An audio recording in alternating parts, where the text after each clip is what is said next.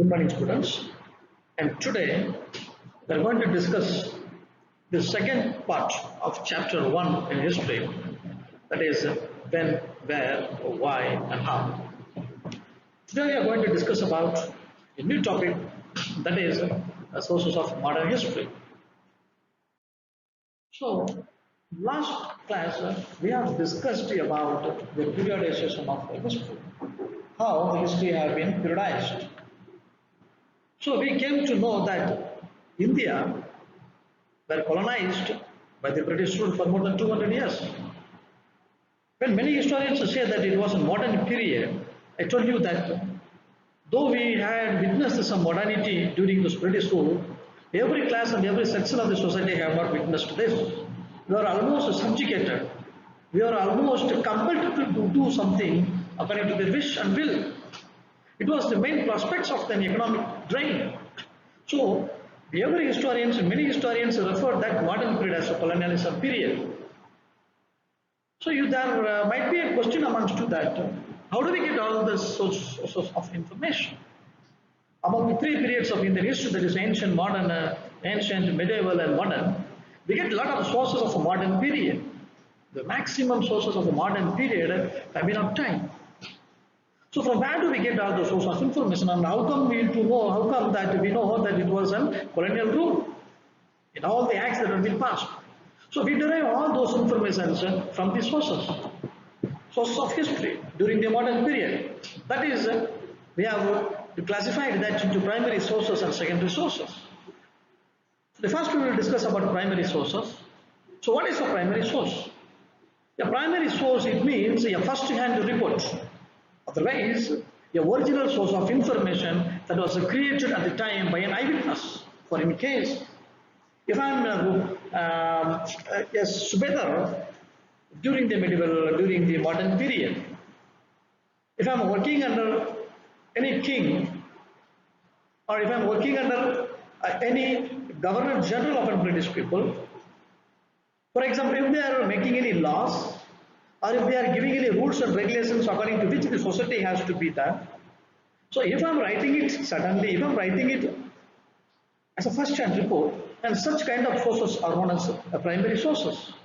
For example, when I give a lecture, you take just a notes, you take a notes, and this is a first-hand report, a first-hand source, a primary source. If someone is copying that, when they copy that, they may add something or they may delete something, and you cannot really truly depend on that kind of information. And such kind of informations which are obtained by the second-hand report are known as secondary informations or the secondary sources. So the primary sources are the reports which are made by the governments, the coins, monuments, official records, documents, diaries, etc. We can go on adding up. And all those informations and all the sources that provide information or the original source of information or the first-hand report are called primary sources. And these are the examples of primary sources. And even now, many of the primary sources and might be the secondary sources also, they are preserved in national museums and archives. Archives is a place where every documents are saved according to the chronological order. When you speak about the primary sources, let's take an example about official record. Let's discuss briefly about what is official record. You think, my dear students, the British people who ruled India were very educated. They were very well educated. So they believed that everything that is being done on that particular time must be recorded. It means they must be written.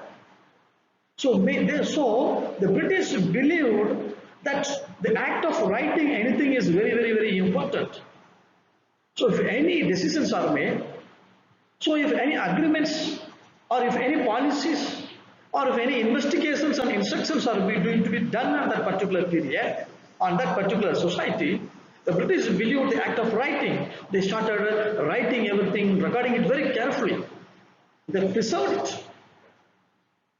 They thought that all the documents and letters and the investigations that are done has to be preserved very carefully. So what they have done, they have set up, they have separate room for protecting and preserving all these records which have been written. And every official record rooms have been attached nearer to the administrative institutions. For example, you can take any collectorate office or Tahsildar office or even the school where you get a very good education. Even there, they have a record room. Whereas your marks, your progress card report, your anecdotal report, and all the mark registers will be preserved and kept in the record rooms for the future.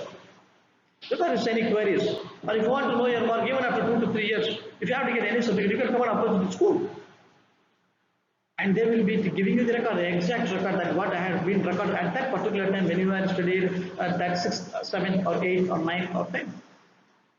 So every administrative institution, whether it be the collectorate office or it may be the municipal office, the best example you can take collectorate office. Whenever you go to, how many of you witnessed, if you have witnessed the collectorate office, you can see the room, it was near to that building, main building, will be planked with a high amount of books and records.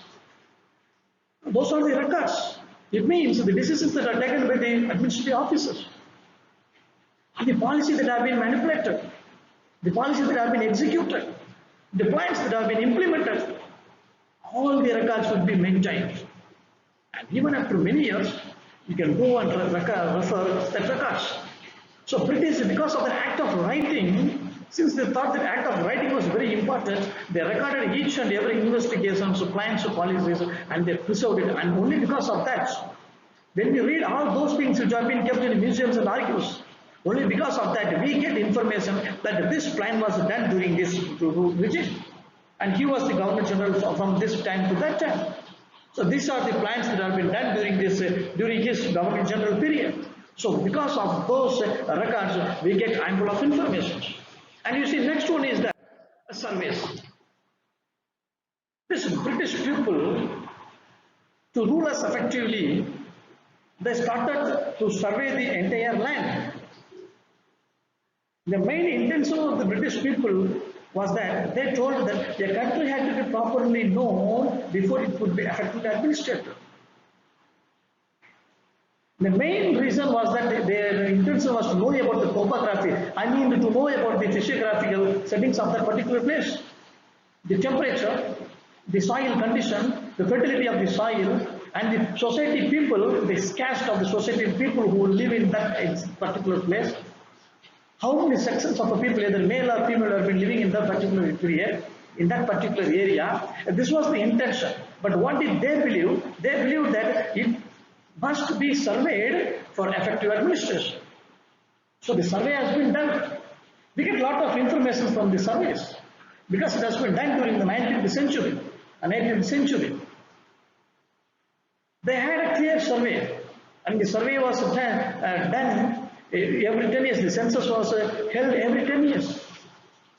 They prepared a detailed record of the people, how many peoples were there, of the caste, religion, and the occupation of the peoples also. They have not only done only the census of the people and their caste and religion, they also done the census and they have surveyed about the botanical survey, zoological survey, a forest and anthropological survey. From all these sources of information, from all these sources of surveys, we get a lot of information about the modern period. And the next type of information that we gather is secondary source of information. As I told you earlier, secondary source of information, which means it refers to the second-hand accounts of events. And such sources include biographies, newspapers, reviews, textbooks, magazines, etc. You would know a lot of information from the book written by Dadabhai Naoroji, Poverty and Un-British Rule in India. It clearly explains about the drain of wealth in India. And these people, and this source of information, the poverty and Un-British rule in India, the drain of economic wealth theory, which was mentioned clearly elaborated by Dadabhai Naoroji in his book, drew the attention of the people about the exploitative policies of the British. And they get all the source of information after reading such kind of books. So this is secondary source of information. So during those modern period, it helps It helped in spreading the ideologies of many leaders and reformers. They started to write everything. They exploited the nature of the British, the subjugation of the British over our land. So this is spread of newspaper and printing press. I mean, this secondary source of information published the views and ideologies of many leaders and reformers. The reason, because it played an important part in mobilizing the public opinion and developing the national sentiment, and then we started to struggle for our independence. Every section of the society, every section of the people started to develop the national sentiment. These national sentiment ideologies were given to the people only after reading such kind of secondary sources of information. So we get a lot of information about the rule of the British during those modern period, though the period witnessed a full modernity, I mean a growth in science, technology, fraternity and liberty, but not every sections of the people in India have witnessed the same. When we study about the official records, you will clearly know that all those official records are written by the British people because they are well educated. And do they tell the interest of the people, of common people, or the common society of the Indian people? No, not at all. The thought will always differ. The reason behind that is that these records do not help us to understand what the other people in the country felt, because it was written by the British people or the well-wisher of the British. So my dear students, all the sources who were produced during those rule of British modernity was written by the literate people.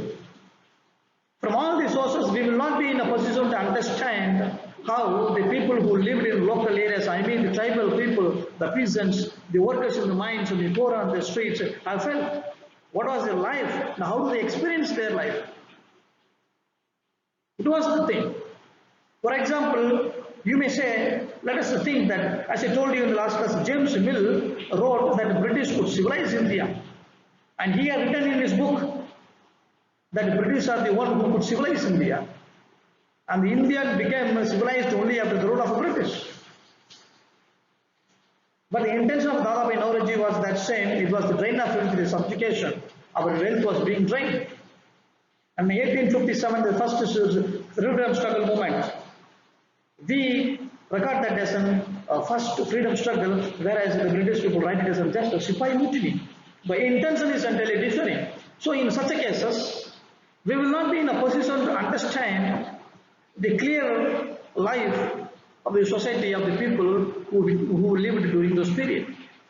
So my dear students, to get a balanced view, it is very important that we must study both the primary sources and secondary sources, and we must get a balanced without any bias, because the description of a particular period by the British ruler or the description of writing about the British rule by an Indian writer would entirely be different from the interpretation of the British ruler.